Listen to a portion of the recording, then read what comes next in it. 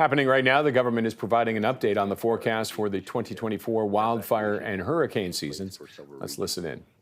The ongoing dry and windy conditions in the Northwest Territories are creating conditions favorable for fire growth and severe firefighting challenges. Now, regarding Jasper, I have approved a second request for assistance that will provide additional support to Alberta until August 15th. We are grateful for the assistance of over 700 international firefighters from Australia, New Zealand, South Africa, Mexico, and the United States, Costa Rica, and South Africa, with more than 600 of them working in Alberta. Like all Canadians, our thoughts are with the many residents in Jasper and elsewhere still unable to return to their homes and those in communities across the country who have suffered unimaginable losses. Our thoughts are also with those who have tragically lost their lives battling the wildfires this season, including the recent passing of the firefighter from Calgary who died courageously fighting the wildfires flames in Jasper. Nationally to date, there are now 474 active wildfires burning. Over 3.4 million hectares have burned so far. This is about an average for our fire season, but of course the season is not over yet. The Canadian Interagency Forest Fire Center's national preparedness level is at 5. While wildfires are top of mind this year for everyone, we are also in the thick of hurricane season as well. We stand ready to provide assistance to Ontario and Quebec after the flooding and power outages caused by Hurricane Debbie. And we are keeping a very close eye on developing storms and their potential impacts on Canadians. The good news is that we know how to protect ourselves against these threats. So make sure you have an emergency kit and a family emergency plan and assess your property for preparedness. That means, for example, clearing dead trees or branches, ensuring your roofs, windows, and foundations are in good repair, and considering installing storm shutters. Now, this does have a huge impact when it comes to Fire Smart. Stay connected to weather alerts services and know the difference between a storm or hurricane watch versus a warning. Now, watch means conditions are favorable, while a warning means the weather event is happening. Now, you can visit getprepared.ca for more tips on how to prepare yourself and for your families. It is imperative to take these actions to build disaster resilience now. Now is the operative word before disaster strikes, before danger is on our doorstep. Now is the best time to prepare in the event that emergencies occur. And the Government of Canada is preparing as well of those seasonal disasters by investing in adaptation measures. That includes initiatives under the National Adaptation Strategy, like a national public alerting system and a low-cost federal flood insurance program. Emergency management is also strengthened by increasing our focus on disaster prevention and mitigation. This will help us not only to avoid disasters, but also it significantly reduces the social, economic, cultural, and environmental costs and damages when events do occur. So let's enjoy the rest of the summer, but make sure that we are prepared as the sun continues to shine. Thank you very much.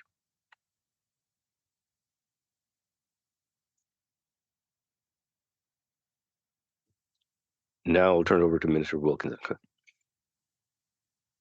Thank you, Harj, and good morning, everyone. I am also joining you from Vancouver, which is on the traditional unceded territories of the Musqueam, the Squamish, and the Tsleil-Waututh First Nations.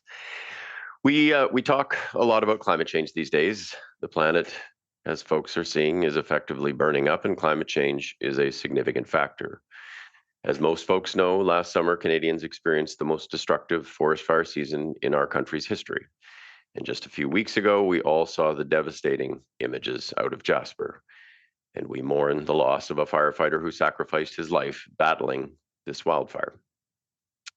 Le gouvernement fédéral travaille agressivement pour s'assurer the federal government is working aggressively to ensure that Canada is ready to react to forest fires. And this at a time that we are entering a high activity level period in forest fires. Experts led a wildfire forecasting briefing to share what the data is telling us this wildfire season will potentially look like in the months ahead. As of today, there are 474 active wildfires being responded to, and over 3.4 million hectares have been burned thus far this year. In 2024, we are already above the 25-year average of area burned. Dans l'ouest du Canada en particulier, les In Western conditions Canada de in sécheresse particular, sont les plus intenses à partir de drought maintenant conditions jusqu'à la are fin de la saison. at their highest Bien que les intensity pluies between now and the end of the season. opportunes empêchent les incendies de se While timely rains can prevent wildfires from spreading to other areas of the country, wildfires will continue in Western Canada over the next 2 months. The area of anticipated activity includes Yukon, Northwest Territories, British Columbia, Alberta, and parts of Saskatchewan, approaching the border with Manitoba. It is not unusual for Western Canada to see high levels of fire activity this time of year. However, forecasting anticipates that activity will be above average in parts of the West to well above average in areas in BC and Alberta. In September, above normal wildfire activity is expected to continue from Western and Southern British Columbia through the Central Prairies and Western Manitoba. This, of course, underscores the importance of wildfire mitigation and of adaptation. A few months ago, we joined together with the provinces and territories to collectively launch the Canadian Wildfire Prevention and Mitigation Strategy, which recognizes the importance of mobilizing whole of society actions toward wildland fire resilience. The strategy identifies activities that will allow us to proactively and collectively plan and prepare for wildland fires, recognizing that contributions and implementation will vary across Canada based on existing programs and diverse needs. For its part, the federal government has made significant and long-term investments since 2015. Certainly, the $28 million that we have dedicated to the training of additional forest firefighters, we are on track to meet that goal well ahead of schedule. An $800,000 increase in funding that is bolstering the International Association of Firefighters program that is focused on training municipal firefighters to help us in the wildland municipal interface. Dans le cadre du budget 2024, in budget 2024, there are additional funding for firefighters from $3,000 to $6,000. Last year, we announced and then we fast-tracked agreements with provinces and territories to deliver the $256 million equipment fund that we committed to assisting the provinces and territories with. We have now signed agreements with almost every province to support this season's wildfire efforts. Under this fund, just last week, we announced a major joint investment with Alberta of $57 million for forest firefighting equipment. Of this funding, $5 million had already purchased equipment that is currently helping firefighters battle the ongoing fires in that province, with equipment that includes aircraft parts, general wildfire equipment, including pumps and hoses, telecommunications equipment such as radios and transmitters, and a range of other things. And today, I am announcing a new joint investment of $64 million with the province of Ontario to purchase more wildfire equipment, and to keep Ontarians safe. En Ontario, nous constatons heureusement cette année une saison des In Ontario, fortunately, we're seeing a lower than normal forest fire season. For the first time in years, this has allowed an opportunity to invest in the equipment and skills that we need to deal with future wildfires. Ontario has already begun purchasing life-saving equipment, including pumps, weather stations, boats, trailers, and ATVs. Wildfires have, as you know, occurred across Canada for many, many years. What is new is their frequency and their intensity. Looking at September's above normal fire activity is significant because while wildfire season often winds down at the end of August or early September, this data points to longer and more extreme fire seasons. Area burned by fires is growing. This is pushing what we consider normal to a whole different level. The science is clear. Climate change is fueling these fires. Les données scientifiques sont claires. The scientific data is clear. Climate change is driving these forest fires. As one of the most comprehensive climate plans, and why we are continuing to move forward on implementing it each and every day. Certainly, government's most immediate priority must be to protect Canadian lives and livelihood, and increasingly, this starts with accepting the scientific reality of climate change and taking thoughtful, impactful actions to address it. I would say with some sadness that unfortunately such acceptance is not shared by all political leaders at the federal level. In fact, it is clear that Mr. Poilievre either does not believe in climate change or just does not think it's very important. After last year's devastating fires, perhaps Canadians were assuming he would recognize that we are already feeling the impacts of climate change very much here and now. Mais alors que les Canadiens sont toujours aux prises avec ces tragédies, while Canadians continue to grapple with these tragedies, this politician continues to pretend as if nothing was happening. For the environment is effectively to act the facts and to simply let the planet burn. His position is uninformed, it is irresponsible, and it is reckless.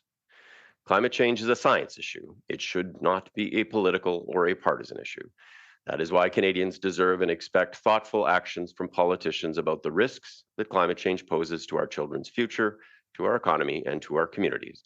And that is exactly what this government has done and will do tomorrow and the next day and the next.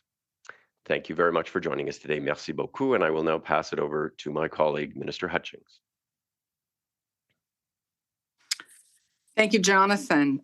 Friends, I'm joining you today from the traditional territories of diverse and Indigenous groups, and we acknowledge and respect the diverse histories and cultures of the Beothuk, the Mi'kmaq, Innu, and the Inuit of the province of Newfoundland and Labrador. And I too want to pass along my condolences to the fireman that lost his life.